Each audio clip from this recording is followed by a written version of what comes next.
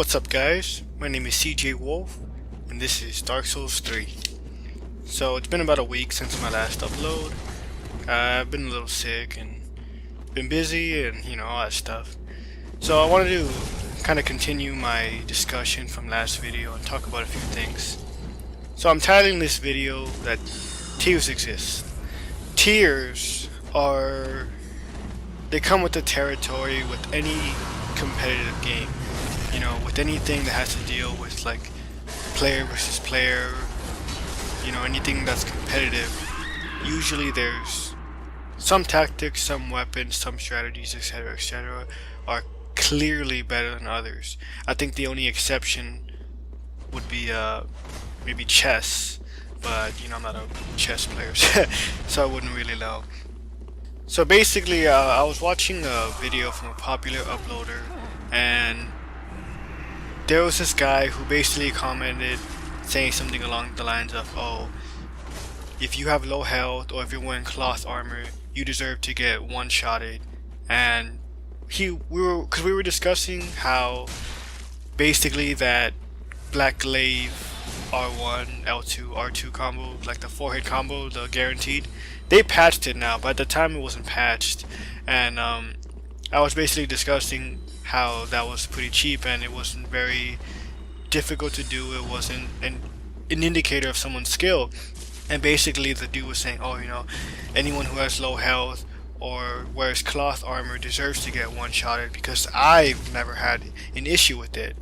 So I'm thinking to myself, like, dude, you must be new, because low health, low defense, low armor, like, it was never a problem in Dark Souls 1. I'm not sure about Dark Souls 2 because I never really played it. But definitely it was not a problem in Dark Souls 1. Like, you can go low poise, zero poise, you can play with low health, Some people even played like Red Tearstone mode. Some people even played like Dragon mode, which has super low defense.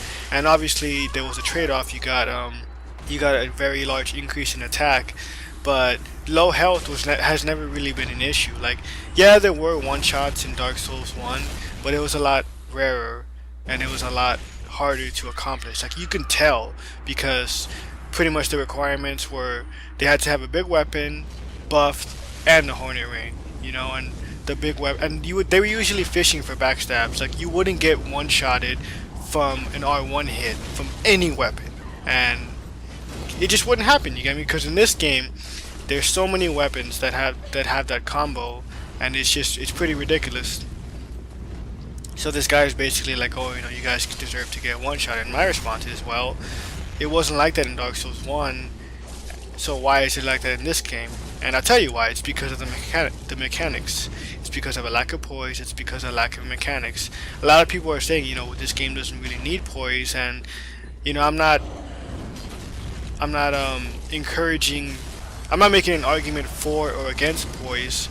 I'm simply stating that the reason why a lot of these things exist is because of lack of poise, So I made this statement in a previous video, and I basically said that if a game forces you to change your playstyle so often, and if weapons are fundamentally flawed, then there's a problem. Because, like, there's so many weapons in this game that are like, I think to myself, I look at the AR and I'm like, well, what's the point of using this weapon when it's like severely outranked? Or like, there's other weapons that are clearly better than it, as we discussed last time. Like, literally, there's no reason to use the wooden great hammer over the spiked mace, when the spiked mace does way more damage and has like the exact same moveset. Because honestly, weight in this game doesn't really seem to be a problem, because the spiked mace might be heavier, but a lot of people, they never struggle with weight as they did in Dark Souls 1 or any other titles. So I feel like with a lot of these weapons, it's like, what's the incentive? A lot of times, like, there's no incentive to experiment with these weapons when they're just so outclassed. Like, and I'm talking about weapons within the same class. I'm not talking about like the difference between a spear and a straight sword. I'm talking about weapons within the same class. A lot of them, there's no reason to experiment with them because they're not worth it, you get me? Like, everything is against you. Like, the weapon, it's not as good as other weapons, and the mechanics kind of make it not fun to use these weapons. Like, there are some exceptions. There are some weapons that are fun to use, but like, you know, imagine trying to do a duel with a smoldering iron. Like, it wouldn't be fun. It just wouldn't be fun. And I mean, you might want to do it to challenge yourself, but as far as like, you know, actually trying to get wins and experiment with the weapon, it's not worth it, because as far as the smoldering iron goes, there's like literally every other spear is better than it. And I know this weapon's like, I think it's more geared towards random invasions because of that Estus blocking effect, but I'm just saying, like, it's a weapon that even if you wanted to duel with it like, you probably couldn't. But yeah, so I kind of wanted to make some comparisons, I suppose you could say, to fighting games. Now, for those who, well, you guys don't know this, but I play a lot of fighting games. I'm a big fighting game fanatic, buff, whatever you want to call it, you know. And I think of things because of my knowledge of fighting games. I sort of always think of things in a very like technical aspect, I guess you could say. Now, with my earlier statement, I stated that if a game forces you to change your playstyle so often, then there's something wrong with it. Now, because of tiers, because of matchups, there's always going to be certain situations where you have to change your playstyle. But in a lot of these examples, well, okay, there's a thing called playing the matchup, you know, in fighting games, and it means like you can't really play the way you usually play. Like, you have to play in a specific manner because of a certain character or strategy or whatever that you're playing against. Like, for example, in Ultimate Marvel vs. Capcom 3, the Morgan, when she's paired with Doctor Doom, she kind of shuts down the field. She kind of eliminates a lot of options, so you can't like just rush in and go to town like you normally would with, like, let's say a character like Wolverine. You have to be very patient, you have to play very calculated, and you can't just, you know, rush in like a madman. So you have to play the matchup. And in this and you know, in a lot of fighting games, there'll be situations where you have to change your playstyle, you have to change your approach to the matchup. And the difference is, though, is a lot of these times you have a lot more control over the game, you know, and you feel like, yes, you have to change your playstyle, but it's not necessarily like a bad thing. Like, it's sort of like dealing with that strategy. In this game, it's like the game is against you, you get me? In those instances, it's more like it's that specific character, you know what I mean? So, for example, let's say you're playing Hager, and he has, you know, very limited mobility, and he's clearly severely outmatched by Morgan.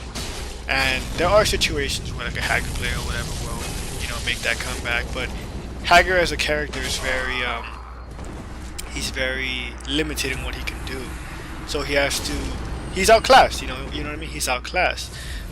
I play a lot of Injustice also, and in Injustice there's a lot of times where you have to approach a matchup differently. For example, I play Batman, and Batman, you know, you could play him many different ways, but no matter what way you play Batman, whether it's defensive, rush down, mix up heavy, whatever, you have to change the way you approach the match, like the way you play when you play Aquaman, because Aquaman forces you to change up your playstyle because he has a lot of advantages over you.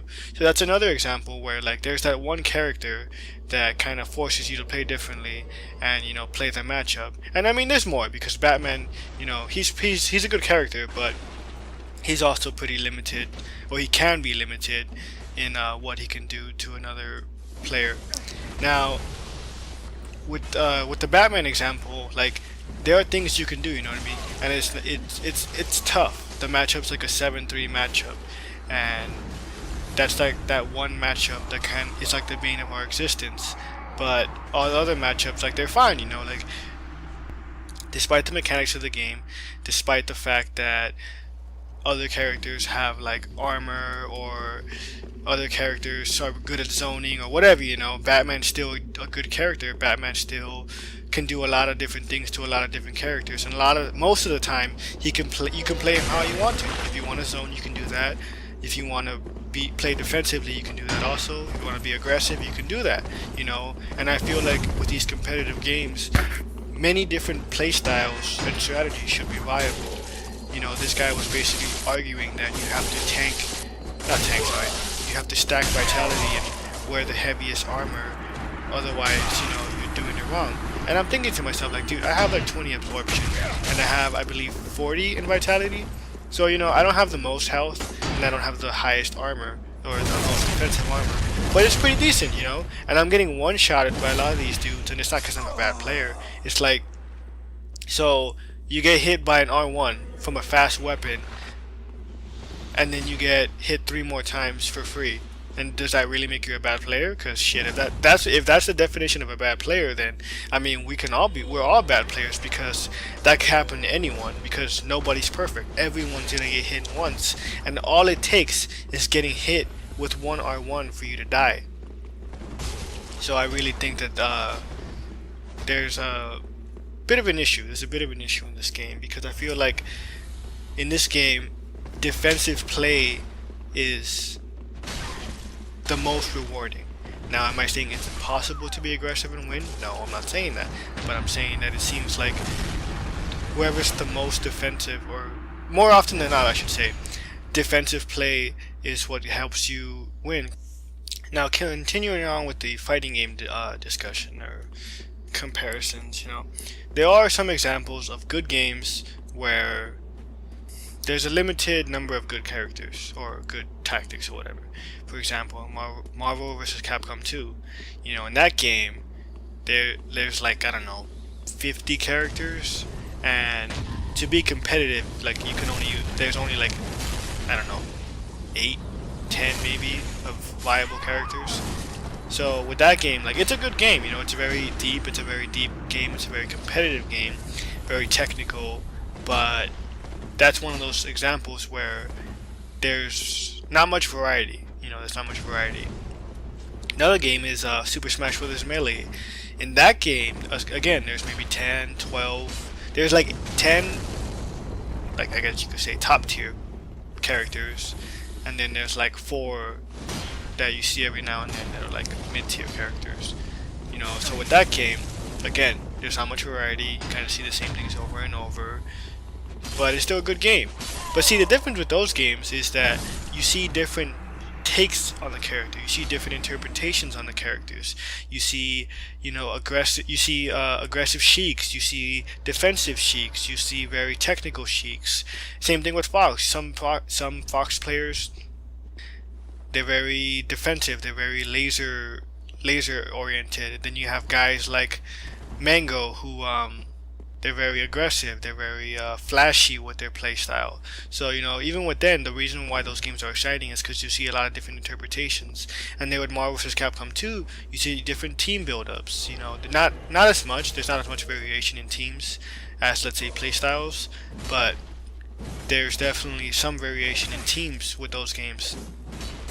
So that's what keeps those games fresh and interesting. In this game, I mean, like, I don't really see a lot of variation in playstyles. Everyone just kind of like does that like bait kind of playstyle. Like, at least everyone who I play against, like, they kind of like, it's, you know, it kind of reminds you of Street Fighter a little bit, where you kind of just like feel each other out. You kind of play footsies, kind of like threaten each other with your ranges. Kind of feels like that, you know.